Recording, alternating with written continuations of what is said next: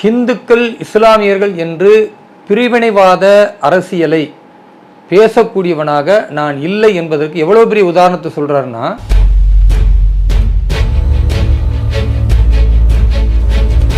நாம் தமிழர் என்பது ஒரு கட்சியா அப்படின்றதையே நாம் யோசிக்கணும். ஏன்னா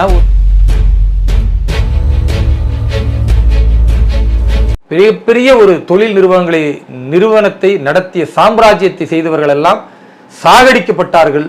ஏனென்றால்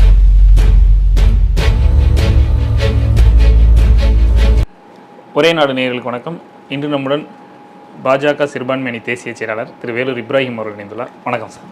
வாழ்க வளமுடன் சார். இன்றைய காலகட்டத்தில் இன்னைக்கு மிக முக்கியமான ஒரு கேள்வியும் கூட, இந்த தேர்தல் பிரச்சாரங்களையொட்டி பிரதமர் மோடி தொடர்ச்சியாக இஸ்லாமியர்கள் குறித்து அவதூறாக பேசுகிறாங்கிற மாதிரியான ஒரு பிரச்சாரத்தை காங்கிரஸ் கட்சியினர் ரொம்ப வச்சுக்கிட்டே வராங்க. இந்த தேர்தலில் பிரதமர் மோடியினுடைய பிரச்சாரம் சிறுபான்மையருக்கு எதிராக இருந்ததா, எப்படி பார்க்குறீங்க சார்? இதற்கு பதிலை பாரத பிரதமர் திரு நரேந்திர மோடி அவர்கள் ரொம்ப தெளிவாக சொல்லியிருக்கிறார். ஹிந்துக்கள் இஸ்லாமியர்கள் என்று பிரிவினைவாத அரசியலை பேசக்கூடியவனாக நான் இல்லை என்பதற்கு எவ்வளோ பெரிய உதாரணத்தை சொல்கிறாருன்னா, நான் அப்படி பேசினால் என்னுடைய இந்த பொது வாழ்க்கையில் இருப்பதற்கே தகுதியற்றவன் அப்படின்ற ஒரு மிகப்பெரிய வார்த்தையை பிரயோகப்படுத்துகிறார். ஏன் இந்த அளவுக்கு அவர் கோபத்தின் உச்சிக்கு சென்று பேசணும்னா, அவர் சிறுபான்மை மக்களை வாக்கு வங்கியாக பயன்படுத்தி மதத்தின் பெயரால் ஒரு பிரிவினை ஏற்படுத்துகிற காங்கிரஸை சுட்டிக்காட்டும் பொழுது, எந்த மதத்தை அவர்கள் முற்படுத்துகிறார்களோ அந்த இஸ்லாமியர்களை பேசும் பொழுது உடனடியாக முஸ்லிம் சமூகத்தை கொச்சைப்படுத்துகிறார், முஸ்லிம்களுடைய உரிமைகளை பறிக்கிறார் என்பது போன்று ஒரு பொய் பிரச்சாரம் பரப்பப்படுகிறது. திரு நரேந்திர மோடி அவர்கள் மிக தெளிவாக இருக்கிறார். முஸ்லிம்களுக்கு என்று மத ரீதியான இடஒதுக்கீடு தரக்கூடாது என்று சொல்லுகிறார். அதே நேரத்தில் பஸ்வந்தா முஸ்லிம்கள் என்று சொல்லக்கூடிய ஒடுக்கப்பட்ட கல்வியில் பொருளாதாரத்தில் பின்தங்கிய அந்த இஸ்லாமியர்களுக்கு வளர்ச்சியில் பங்களிக்க வேண்டும் என்று அவரே பேசுகிறார். ஒட்டுமொத்தமாக முஸ்லிம்களையே புறக்கணிக்கிறார்னா, அப்ப பஸ்வந்தா முஸ்லிம்களுக்கு, ஒடுக்கப்பட்ட முஸ்லிம்களுக்கு நாங்கள் முன்னுரிமை தருவோம், இந்த அரசு அதை சம்பந்தமாக தீர்க்கமாக ஆராய்ந்து வருகிறதுன்னு ஏன் பேசணும்? ஒட்டுமொத்தமாக மத ரீதியாக இங்கே அரசியலை செய்கிறார்கள். அந்த மத ரீதியான அரசியல் வேண்டாம் என்பது பாரத பிரதமர் திரு நரேந்திர மோடி அவர்களுடைய கருத்து.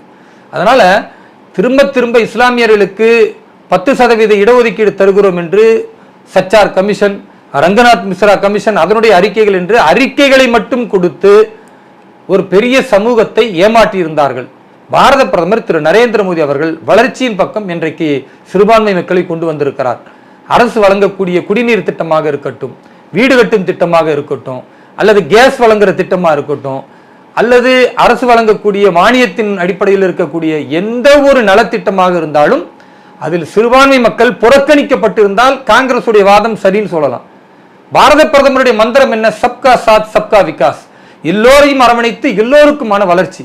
அப்ப இந்த திட்டத்தை எல்லோருக்கும் கொண்டு போகும்பொழுது அதில் இன்னைக்கு சிறுபான்மை மக்கள் 30% பயனடைந்திருக்கிறார்கள் என்றால், சிறுபான்மை மக்கள் ஏழைகளாக இருக்கிறார்கள். அவர்களின் வாழ்க்கை முன்னேற்றத்திற்காக இந்த அரசு முயற்சி செய்கிறது. இது காங்கிரசுக்கு பொறுக்கல. திட்டமிட்டு அவர்கள் தொடர்ந்து பொய் பிரச்சாரம் செய்கிறார்கள். இந்த பொய் பிரச்சாரத்தின் முடிவு என்பது ஜூன் 4 அன்றைக்கு தெரியும். பாரதிய ஜனதா கட்சி பெரும்பான்மை வாக்கு வித்தியாசத்தில் இந்த நாட்டின் வரலாற்றில் ஒரு மிகச்சிறந்த வெற்றியாக இந்த முறை ஜூன் 4 அமையும்.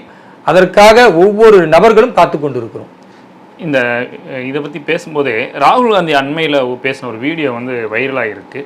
அதாவது என்ன அப்படின்னா, இந்த சிஸ்டத்தில் பயன்பெறக்கூடிய 90% பேர் பட்டியல் சமுதாயத்தை சாராதவர்கள், ஒடுக்கப்பட்ட அமைப்பை சாராதவர்கள், 90% பேர் மாற்றுவர்கள் தான் பயன்பெற்றிருக்காங்க அப்படிங்கிற மாதிரி ஒரு பேச்சு பேசியிருக்காரு. எப்படி பார்க்குறீங்க? ராகுல் காந்தியுடைய பேச்சு என்பது அறியாத ஒரு புலம்பல் என்று நாம் எடுத்துக்கலாமே தவிர, இதில் ஒரு பெரிய ஆதாரங்களோ இல்லை அவர் பேசுவதை கருத்து கொடுத்து ஒரு காது கொடுத்து கேட்குற அளவுக்கு எந்த முக்கியத்துவம் இல்லை என்பது ரொம்ப தெளிவாக தெரியும்.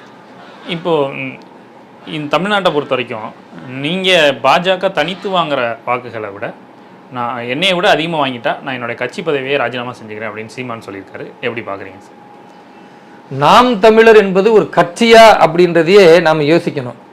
ஏன்னா ஒரு தனி நபர் தன்னுடைய அடையாளத்தை பிம்பப்படுத்தி எது சாத்தியமில்லையோ அதையெல்லாம் சொல்லி எல்லா கட்சிகளையும் விமர்சித்து தினம்தோறும் நாளிதழ்களிலும் செய்தி சேனல்களிலும் வர வேண்டும் என்பதற்காக நடத்தக்கூடிய ஒரு கட்டமைப்பு. அதை கட்சியாக அறிவித்துக் கொண்டு அவர் என்றையிலிருந்து பேசிக் கொண்டிருக்கிறாரோ அவர் கட்சியில் மிக முக்கியமானவர்கள் என்று யாரெல்லாம் கருதப்பட்டார்களோ அவர்கள் எல்லாம் இன்றைக்கு திமுகவிலும் அதிமுகவிலும் மாறி மாறி போய் தஞ்சம் அடைந்து கொண்டிருக்கிறார்கள். ஏன்னா இவருடைய சுயரூபம் தெரியுது, நடைமுறை சாத்தியமற்றது, ஒரு சர்வாதிகாரத்தன்மை, எந்த இடத்திலும் பொய்யை பேசிய மக்களுடைய உணர்வுகளை தூண்டுவது.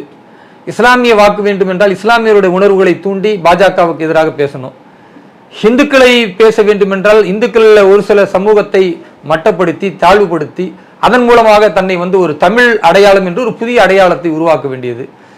மொழிவெறி என்ற அந்த இனவெறியை உருவாக்க வேண்டியது. இன்னொரு பக்கம் நீங்க பார்த்தீங்கன்னா ஒரு நபர்கள் எதை சொன்னால் சிரிச்சிருவாங்க அப்படின்றத கூட மட்டுப்படுத்தாம நான் தான் பிரதம வேட்பாளர் நான் தான் அப்படின்னு சொல்லி தமிழகத்தில் வாக்கு கேட்பதாக இருக்கட்டும். ஒரு 5%, 6% வாக்கு வாங்கக்கூடிய ஒருவர் இந்த நாட்டின் பிரதமராக நான் ஆகப் போகிறேன் அப்படின்னு பேசுவது எவ்வளவு பெரிய அறியாமையின் உச்சம். அது மட்டுமல்லாமல் தமிழர்களுடைய வாழ்வுரிமைக்காக பேசக்கூடியவர் பிற மாநில மக்களை எவ்வளவு புண்படுத்துகிறார். தன்னுடைய சொல்லுக்கும் செயலுக்கும் எந்தவித சம்பந்தமும் இல்லாம விளம்பரத்திற்காக ஒரு கட்சி நடத்தி ஒவ்வொரு முறையும் புதிய வாக்காளர்களிடத்தில் ஏதாவது உணர்ச்சிகரமா பேசினா வாக்களிப்பார்கள். அந்த மனதில் உள்ள வாக்காளர்கள் ஒரு 5%, 6% தக்க வைத்துக் கொண்டிருக்கிறார். இந்த முறையும் அவருக்கு அந்த 5% தொடுவாரே தவிர புதிதாக ஒரு பெரிய உச்சத்தை எட்டப் போவது கிடையாது. ஆனால் பாரதிய ஜனதா கட்சி இந்திய அரசியல் வரலாற்றில் தமிழகத்தில் மிகப்பெரிய உச்சத்தை ஜூன் 4 அன்று எட்டும். நம்முடைய மாநில தலைவர் திரு அண்ணாமலை அவருடைய மகத்தான முயற்சி, பாரத பிரதமர் திரு நரேந்திர மோடி அவருடைய 10 ஆண்டு கால சாதனை, எதிர்கால இந்தியாவை வளமிக்கதாக ஊழலற்றதாக உருவாக்கும் என்ற உன்னதமான உறுதிமொழி, இவை அனைத்தும் தமிழக மக்கள் ஏற்றுக்கொண்டிருக்கிறார்கள், வாக்களித்திருக்கிறார்கள். ஜூன் 4 அன்று மிகப்பெரிய வெற்றி நாங்கள் ஈட்டுவோம். இப்போ வெற்றி ஈட்டிய பிறகு மறுபடி சீமான் என்ன பேசுவாரு? கட்சியை கலைச்சிட்டு போயிடுவாரா? அவர் அப்படி சொல்ல மாட்டார். மொத்த கூட்டணி எவ்வளோ, அந்த கூட்டணியில உதாரணத்திற்கு 20% வாக்கு, நீங்க 8 கட்சி கூட்டணி, அப்ப 8 கட்சி கூட்டணினா எவ்வளவு வருது? தலைக்கு பார்த்தா 3% தான் வருது. பாஜக இப்ப 3% தான். அதனால 3% பெரிதா, நாங்க வாங்கின 5% பெரிதா என்று திரும்பவும் ஒரு பைத்தியக்காரன் மாதிரி அவர் உளருவாரு. இல்ல அதுக்கு ஏதாவது லாஜிக் பேசுவாரு. அதையும் ஏற்று உணர்ச்சி வசப்பட்டு கைதட்டக்கூடிய மக்களே அப்படின்னு சொன்னா பொங்குற ஒரு சில இளைஞர்கள் இருக்கத்தான் செய்யறாங்க. அந்த இளைஞர்கள் மனம் மாறணும், உண்மை நிலையை புரியணும்னு நாங்க நினைக்கிறோம். அதனால் எதை பேசினால் இன்றைக்கு பத்திரிகைகள் அதை பேசு பொருளாக மாற்றுமோ அதை பேசக்கூடிய திறமை வாய்ந்தவர். அதனால பொய்யாக இருந்தாலும் அதை தைரியமாக பேசுகிறார். இவருடைய முகத்திரையை வெகு விரைவில் தமிழக மக்கள் கிழித்தெறிவார்கள். முல்லை பெரியார் அணை, இப்போ இருக்கக்கூடிய அணையை இடிச்சிட்டு புதிய அணை கட்டணும் அப்படிங்கிற மாதிரி ஒரு பரிந்துரையை கேரள அரசு மத்திய அரசுக்கு அனுப்பியிருக்கு. ஜனவரியிலேயே இந்த தகவலை இது வரைக்கும் வெளியிடலை நீர்வளத்துறை அமைச்சகம், தேர்தலுக்காக தான் வெளியிடலை அப்படின்னு சொல்லி ஒரு குற்றச்சாட்டு இருக்கு. எப்படி பார்க்குறீங்க சார்? தமிழர்களுடைய ஒவ்வொரு உரிமைகளையும் பறித்த அரசு எதுன்னு பார்த்தா திமுக ஆட்சியில தான். திமுக ஆட்சியில தான் முல்லை பெரியாரனுடைய பிரச்சனைக்கு முற்றுப்புள்ளி வைக்காமல் அதை மிகப்பெரிய ஒரு எதிர்நிலையை கொண்டு வந்தது. இன்றைக்கு சிலந்தி வலையினுடைய அந்த அணையை அவர்கள் கட்டுவதற்கு முயற்சி செய்து கொண்டிருக்கிறார்கள் என்றால் கண்மூடித்தனமாக இருந்து பசுமை தீர்ப்பாயத்தில், அது மட்டுமல்லாமல் ஊடகங்களில் செய்திகள் வெளியாகி பிறகுதான் தமிழகத்தினுடைய முதல்வர் திமுக தலைவர் திரு ஸ்டாலின் அவர்கள் விழித்தெழுது உடனே கண்டனம் தெரிவிப்பது, நாங்கள் தடுப்போம் என்று சொல்லக்கூடிய அறிக்கைகள் விடக்கூடிய காட்சியை பார்க்கிறோம். அதே மாதிரி ஆந்திராவிலிருந்து வரக்கூடிய அணைகளை அவர்கள் கட்டி கொண்டிருந்தால் அதை தடுப்பணையை கட்டுவதை தடுப்பதற்கான எந்த முயற்சியும் எடுக்காமல் இருப்பது. இவர்களுக்கு தேவை கொள்ளையடிப்பது, மணல் திருடுவது, செம்மண் திருடுவது. இந்த மாதிரி திருடிக்கொண்டே இருந்ததுனால தானே கச்சத்தீவு என்ற ஒரு மிகப்பெரிய நம்முடைய பாரதத்தினுடைய ஒரு தீவையே விட்டு கொடுத்தார்கள். இன்னைக்கு அதனால நம்முடைய மீனவர்கள் எவ்வளவு ஒரு மீளா துயரத்தில் அடைந்து கொண்டிருக்கிறார்கள். ஒரு மீன் விலையை உலர்த்த முடியல. ஒரு குறிப்பிட்ட இடத்தை தாண்டினால் இலங்கை கடற்படையினர்கள் சுட்டுக் கொல்லப்பட்டார்கள். காலம் காலமா படகுகள் சூறையாடப்பட்டது. இன்றைக்கு திரு நரேந்திர மோடி அவருடைய 10 ஆண்டு கால ஆட்சியில் மீனவர்கள் உயிரிழக்காமல் காக்கப்பட்டிருக்கிறார்கள். படகுகள் சூறையாடப்படுவது தவிர்க்கப்பட்டிருக்கிறது. கைது செய்யப்பட்ட மீனவர்கள் எல்லாம் ஒரு வாரம் 10 நாட்களுக்குள்ள உடனடியாக தங்களுடைய தாய் தேசத்திற்கு பாரதத்திற்கு வருவதற்கான வாய்ப்பை இன்றைக்கு நாங்கள் நடைமுறைப்படுத்தி காட்டியிருக்கிறோம். தமிழகத்தில் உள்ள மீனவர்கள் எல்லோரும் பாதுகாப்பான ஒரு மனநிலைக்கு இன்றைக்கு வந்திருக்கிறார்கள்.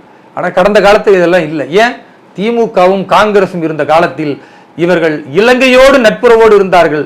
ஆனா இங்க இருக்கும் பொழுது இந்த தமிழர்களை நாங்கள் காப்பதற்கு இலங்கையை எதிர்க்கிறோம் என்று போலி வேஷம் போட்டார்கள்.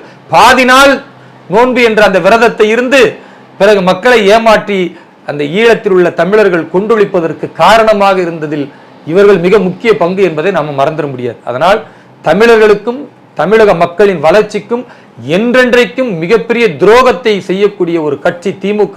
அது இன்றைக்கு தமிழகத்தை ஆளுகிறது என்பது வேதனையான விஷயம். தமிழக மக்கள் புரிந்திருக்கிறார்கள்.